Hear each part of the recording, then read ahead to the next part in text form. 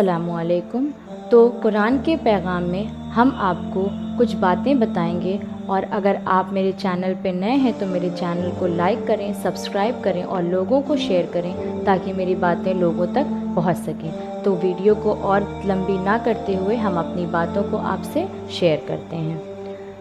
चौथी सूरह निसा, पारा नंबर 4, 5 और 6। यह मदनी सूरह है। नबी करीम सल्लल्लाहु अलैहि वसल्लम के मदीना हिजरत करने के बाद शुरू के सालों में नाजिल हुई।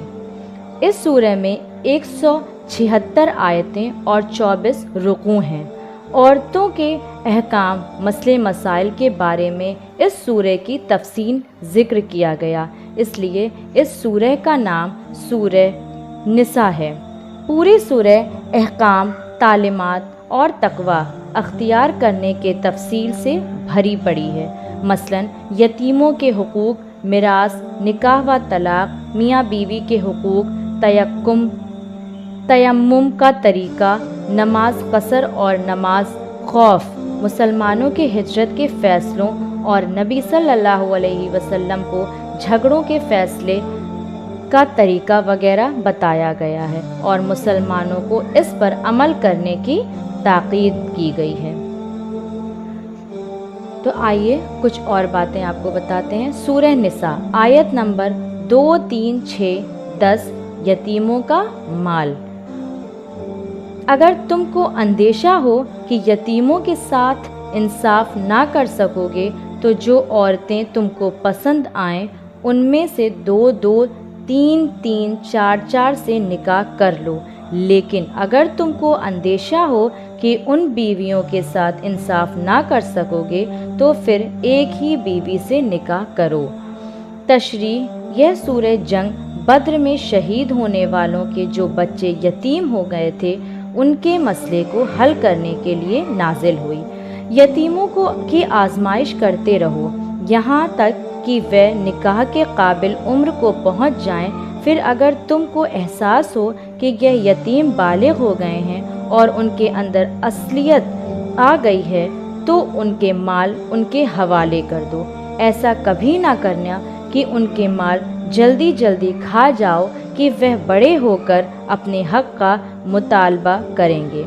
यतीम का जो सरपरस्त मालदार हो वह परहेज़गारी से काम ले, और जो गरीब हो वह उसके माल में से थोड़ा खा सकता है।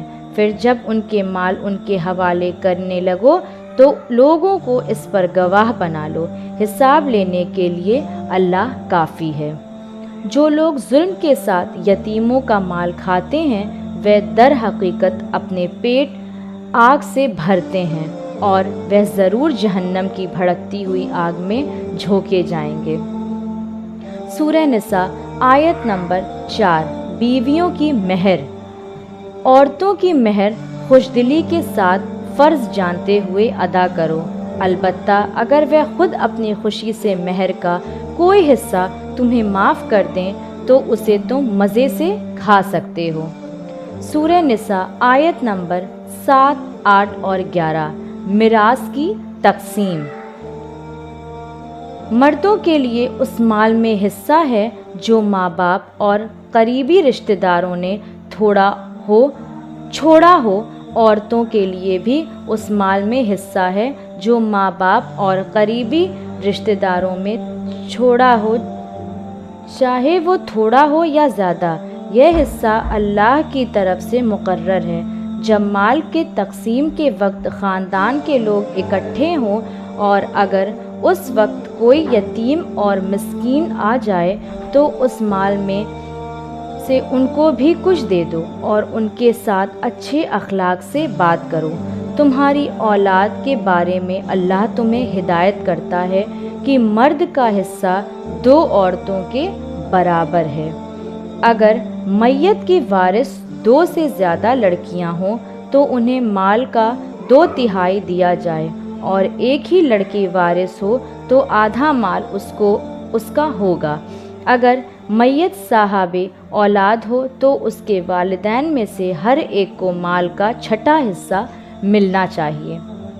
चाहे मैयत के वारिस सिर्फ बेटियां हों या सिर्फ बेटे हों, تو 2/3 में दूसरे वारिस शरीक होंगे, और अगर वे सहाबे औलाद ना हो और वालिदैन ही उसके वारिस हों तो माँ को तीसरा हिस्सा दिया जाए, और अगर मैयत की बहन व भाई भी हों तो माँ छठे हिस्से की हकदार होगी। यह सब हिस्से उस वक्त निकाले जाएंगे जबकि वसीयत जो मैयत ने की हो पूरी कर दी जाए, और अगर मैयत पर किसी तरह का कर्ज हो तो उसके तरके में से कर्ज को अदा किया जाए, उसके बाद विरासत तकसीम की जाए।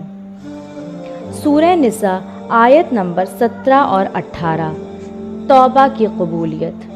हाँ, यह जान लो कि अल्लाह तौबा उन्हीं की कबूल करता है जो नादानी की वजह से कोई गुनाह कर बैठते हैं और उसके बाद फ़ौरन ही तौबा कर लेते हैं। ऐसे लोगों पर अल्लाह अपनी नज़रें इनायत से फिर मुतवज्जा हो जाता है। अल्लाह सारी बातों की खबर रखने वाला है। तौबा उन लोगों के लिए नहीं है जो बुरे काम के लिए चले जाएं, यहाँ तक कि जब उनमें से किसी की मौत का वक्त आ जाता है, उस वक्त वह कहता है कि अब मैंने तौबा की, और इसी तरह तौबा उन लोगों के लिए नहीं है जो मरते दम तक काफिर हैं, ऐसे लोगों के लिए जो हमने दर्दनाक सज़ा तैयार कर रखी है। तो अब हम मिलते हैं अपनी अगली वीडियो में। तो तब तक के लिए आप मेरे इस वीडियो को देखिए और मेरे चैनल को लाइक और सब्सक्राइब करना बिल्कुल भी ना भूलें। अब मिलते हैं हम नेक्स्ट वीडियो में। अस्सलाम वालेकुम।